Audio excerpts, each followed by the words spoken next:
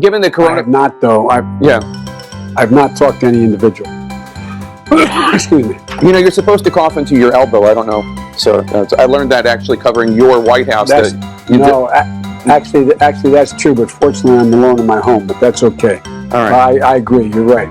It's kind of old school to do it with your hand. Do it into your elbow. You're supposed to do it. I want to ask you about your presidential campaign and your rival, Senator Bernie Sanders. Sanders is ramping up for the next round of primaries, including in the state of New York. You know, the math is tough for him.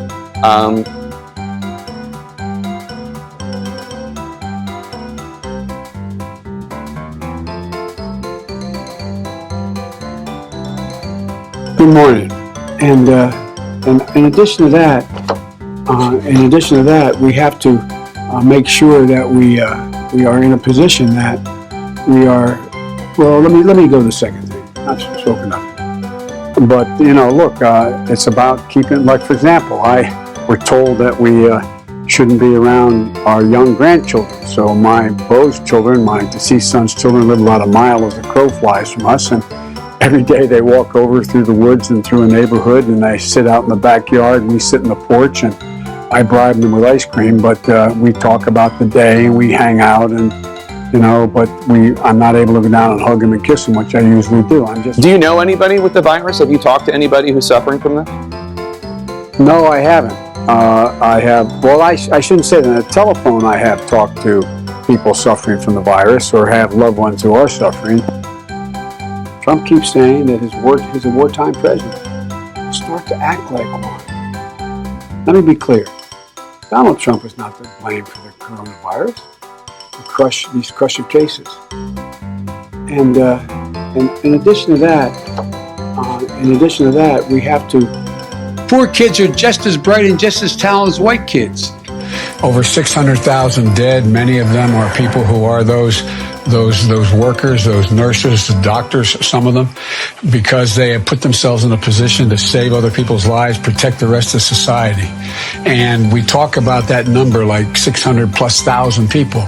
There's each and every one of them. 60,000. Yeah, 60,000. 60. I missed 60,000. That's right. Well, we declared our independence on December the 7th, by the way. You know, and it's not just D-Day. Anyway. Can I go with Jesse alone?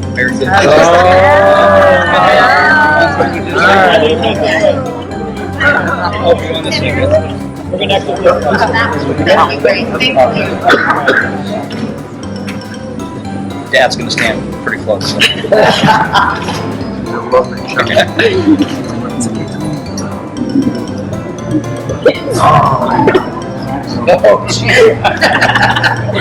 the way, I was young, I had my two partners.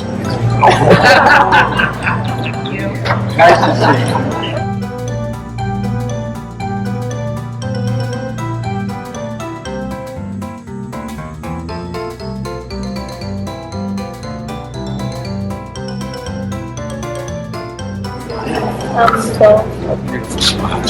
Okay.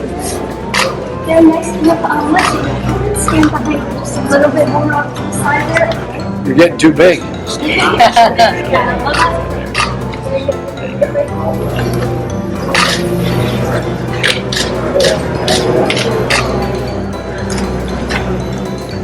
Grandpa's one of those guys. That's nice. No, I'm not saying. He knows I mean. I genuinely do. Everybody else is looking forward to it.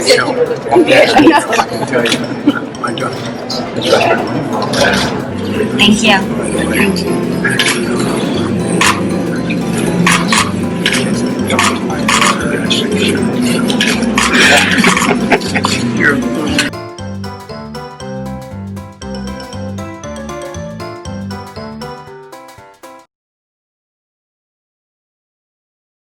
British Labour Party leader Neil Kinnock. Biden seemed to be claiming Kinnock's vision and life as his own. Why is it that my wife is sitting out there in the audience, is the first in her family to ever go to college? What if Gladys, the first woman in her family, in 1,000 generations to be able to get to university. My ancestors who worked in the coal mines in northeast Pennsylvania don't come up after 12 hours and play football. 8 hours underground, and then come up and play football. It's because they didn't have a platform upon which to stand. There was no platform upon which they could stand.